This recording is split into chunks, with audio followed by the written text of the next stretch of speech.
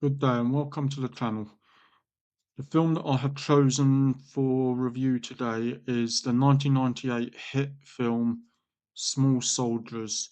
This film stands out as a first of its kind, I believe, to have both live actors as well as animated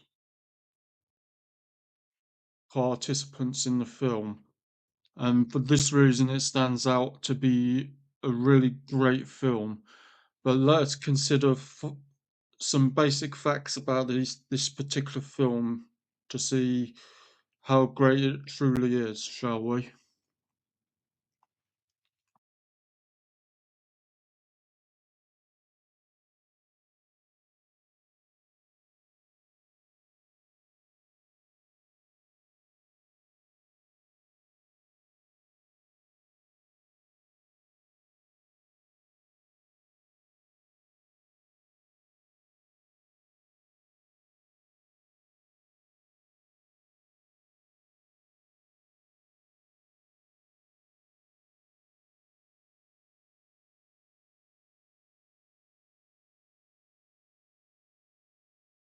So the first thing that we will consider is the director of this great film. His name is Joe Dante, who has directed many films over the years, starting in 1976 with the following: Hollywood Boulevard, Grand Theft Auto, 1977, that one, 1978, Piranha, 1979, Rock and Roll High School, 1981, The Howling, Twilight Zone in 1983, Gremlins in 1984, and its counterpart, the second one, Gremlins 2, in 1990. You also have Looney Tunes as well, which is interesting because of the film we're looking at today. But there are just some of the films that he has been connected with as the director of each and every one of those films. But he's also, on some of them, he's been the editor as well. So it just shows that he has a more broader context within the filmography side of things.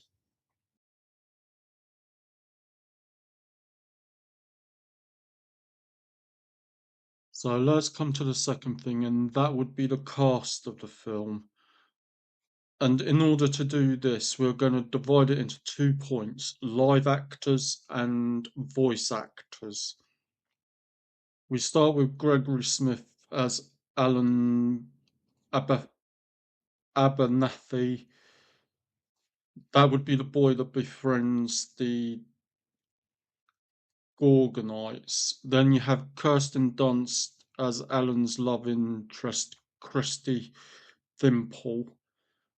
Jay Moyer as Larry Benson, a toy developer at Heartland Toy Company and the creator of the Commando Elite. Phil Hartman as Phil Thimple, the father of Christy, obviously. Kevin Dunn as Stuart Abernathy, the temperamental father of Alan. Then you have David Cross, Anne Magnuson, Dennis Leary, Dick Miller, Wendy Shale, Robert Picardo, Jacob Smith, Alexander Wilson, Jonathan Bullock, I believe his surname is, Belinda Balaski, Rance Howard, and Jackie Joseph. So that's the live actors, the people that you see in the film. How about the voice act cast of the film? This would be for both the Gorgonites and the Commando Elite. We'll begin with the Gorgonites. Frank Langella as Archer, Christopher Guest as Scratch-IT Slim Fist, Michael McKean as Saniac, Troglopen, and Harry Shears as Punchet. Now, Harry Shears is an interesting casting choice because around this time, and he was doing multiple voice work for The Simpsons. So, what about the Commando Elite? You have Tommy Lee Jones as Major Chip Hazard, Jim Brown as Butch Meathead, Ernest Borgnine in as Kip Killigan, George Kennedy as Brick Bazooka, Clint Walker as Nick Nito, and Bruce Dern as Link Static. So even in this small number of people that do the voice work, you have some important people to mention, such as Tommy Lee Jones.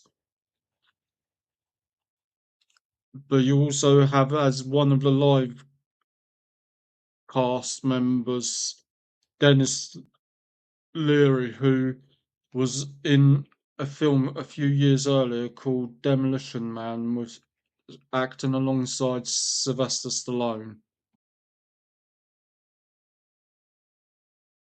Let us now turn to the third thing that makes this film great, and that is the musical score, which was achieved by Jerry Goldsmith, who, for much of his film musical score career, he wasn't really known for until 1976, where he scored for Logan's Run, The Omen, High Velocity, uh, Islands in the Stream, Omen's the second film in the series of The Omen, The Swarm, Alien, and Star Trek The Motion Picture between 76 and 79, and then it became even greater in the 80s with the third in a series of the Omen film series. He done other films like The Poltergeist, First Blood, Psycho 2, Twilight Zone, the movie, Gremlins, Supergirl, Rambo, First Blood Part 2, um, Rambo 3, Star Trek 5, The Final Frontier. Then going on to the 90s, he done Total Recall, which is a um, Arnold Schwarzenegger film. Gremlins 2, The New Batch. Sleeping with the Enemy, which is a Julia Roberts film. Medicine Man. Basic Instinct. Forever Young, which was a Mel Gibson film. The Vanishing. Dennis the Menace. 6 Degrees of Separation. Sorry, 6 Degrees of Separation.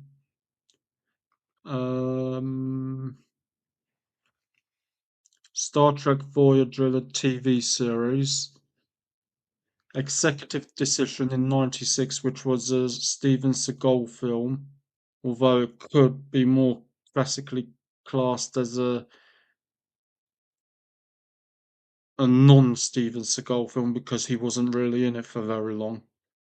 But we'll stop there. We've got all of these different films that this guy has scored for. And then you have this particular film as well.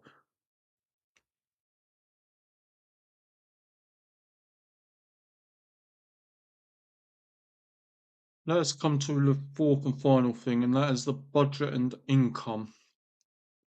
Now, as a way of introducing this point, the film itself didn't really garner very much in the income, but I guess you could say that because this was a first of its kind, the first of a crossover between live actors and animation in such a way that it was to be expected, but it would go to on to be the first of many successes. Now, for the budget, it was 40 million. For the income, it was 71.8 million. And here's a little bit of a breakdown for this film. It opened in 2,539 theatres and earned 14 million on its opening weekend, ranking third behind Lethal Weapon 4 and Armageddon. At the end of its theatrical run, the film grossed 55.1 million in the United States and Canada and a further 16.6 million internationally, which brought it to 71.8 million worldwide.